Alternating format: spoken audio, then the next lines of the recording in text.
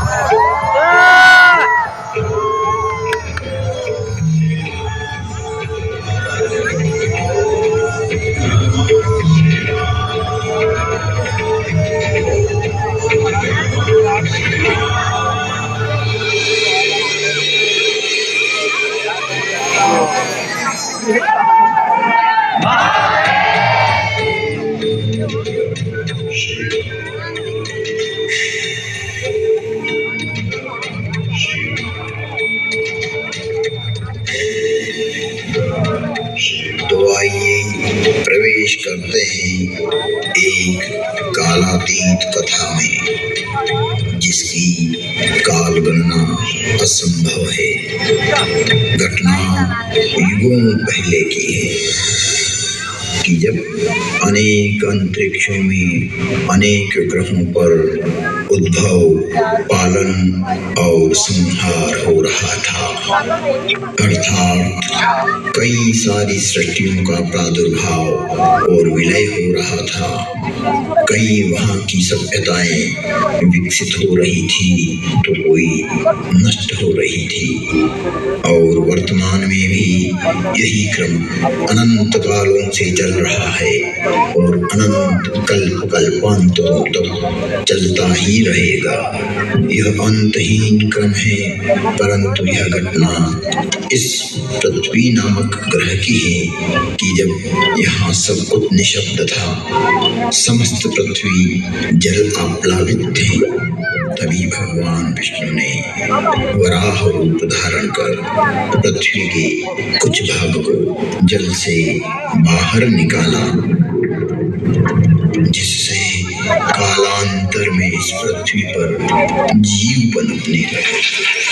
और एक बड़ी काल गणना के बाद यहाँ मानव पैदा हुआ, किंतु उसे किसी प्रकार का बोध नहीं था।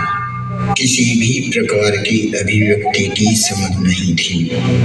ना तो उस समय शब्द था, ना कोई वर्णाक्षर। चराचर जीव जगत अपने अपने समूह में एक मूक दृष्टि से एक दूसरे को निहारते थे, लेकिन कुछ भी अभिव्यक्ति नहीं कर सकते थे। चारों तरफ इस पृथ्वी पर सन्नाटा ही सन्नाटा था।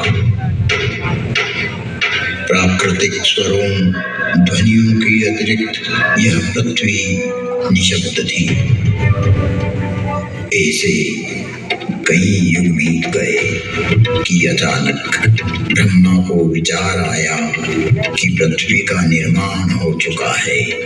विष्णु ने अपनी व्यवस्था भी व्यापित कर दी है, लेकिन शब्द की उत्पत्ति कौन करेगा? बिना वाणी अभिव्यक्ति कैसे हो पाएगी? जब ब्रह्मा और विष्णु को प्रेरणा हुई कि देवों के देव महादेव ही इस सृष्टि में शब्द की स्थापना कर सकते हैं, शब्द ब्रह्म का दान दे सकते हैं,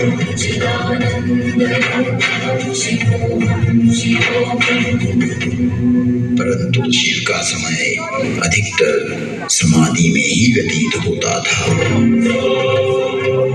जगत में वेद की स्थापना के लिए, मनुष्यों में, प्राणियों में सत्य, प्रेम और करुणा की भावना प्रकट करने के लिए, शब्द को देह देने के लिए महादेव को समाधि से जगाना अति आवश्यक है। जब ब्रह्मा, विष्णु और सारे देवताओं ने महर्षि पाणिनि को प्रेरणा की कि वो महादेव को प्रसन्न कर जगत में शब्द प्रकट करने की प्रार्थना करें,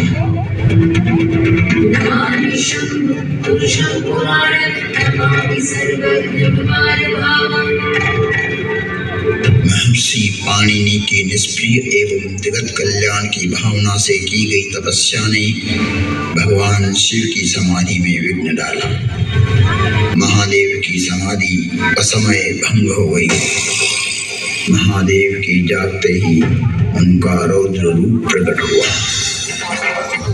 और उन्होंने अपना नाद शस्त्र डमरू उठाया और भयंकर तांडव करने लगे।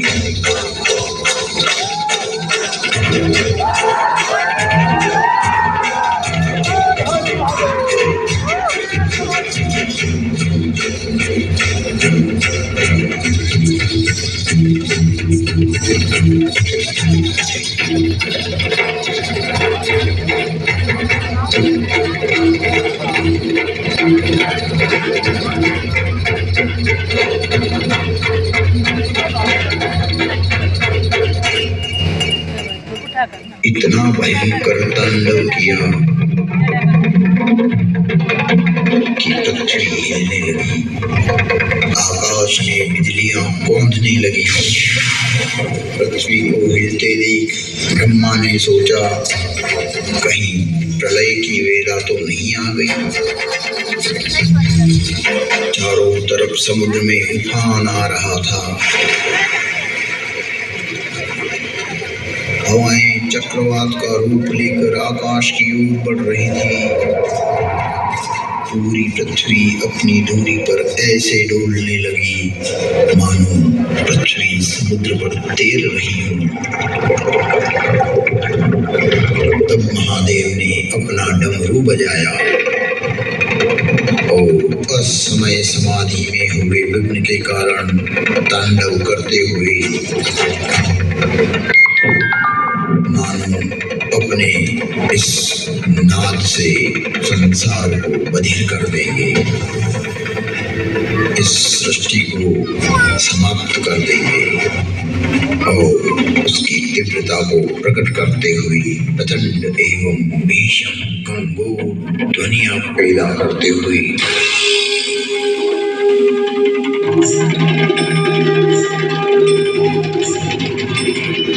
उग्र एवं महिमामय भयंकर कर डमरू नाद किया, जिससे प्राणी मात्र की श्रवण इंद्रियां लुप्त हो गई।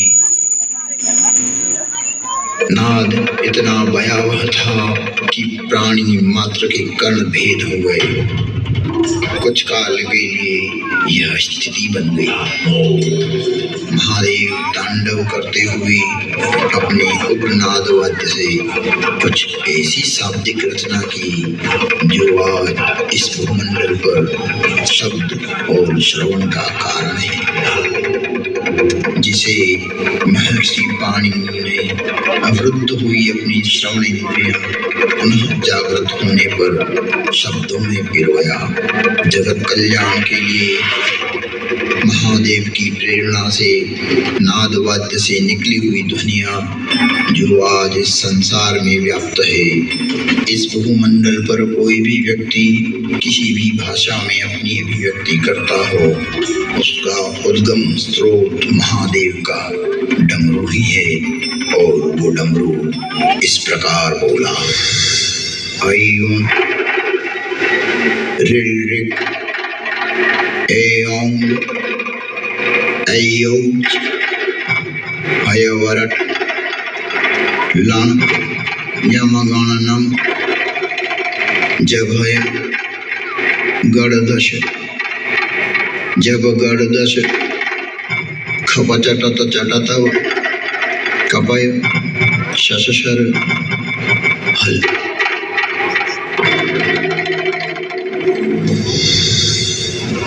ऐं ऋ ऐं ऐं हयवरट लं यमगणनं जभय गणदश जब गणदश खपचटत चटतव कपय शशशर हल।